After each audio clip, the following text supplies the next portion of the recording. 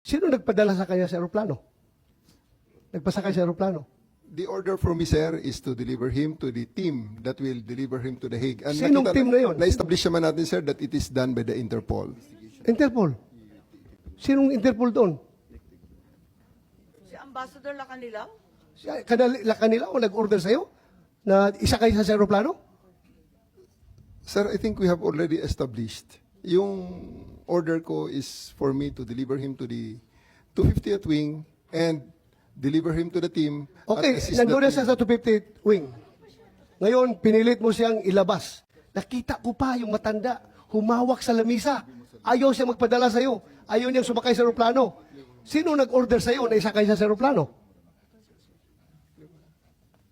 Sino nag-order sa'yo? Can I defer the questions, sir? The answer to the questions to the SOJ, considering that I have a team you are of the one there. Wala si SOJ doon. Ikaw ang nagkarga sa kanya sa aeroplano. Kaya tinatanong kita, who gave you the order? Still, sir, I take my orders from the Chief of the Philippine National Police. So, Chief PNP, you give the order to have former President Duterte board the plane?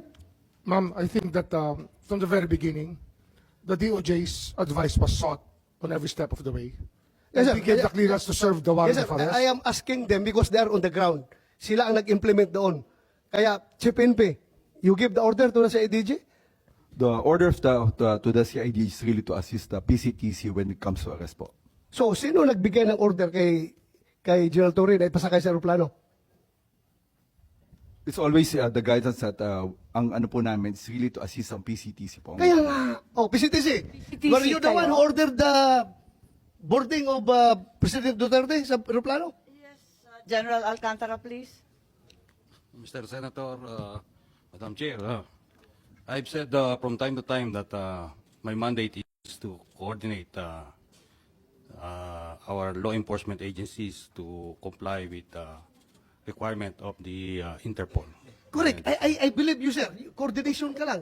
Coordination ka lang. Pero sinabi ni General Marvel na ikaw daw nag-order sa That kanya. is the limit of my power. Yeah.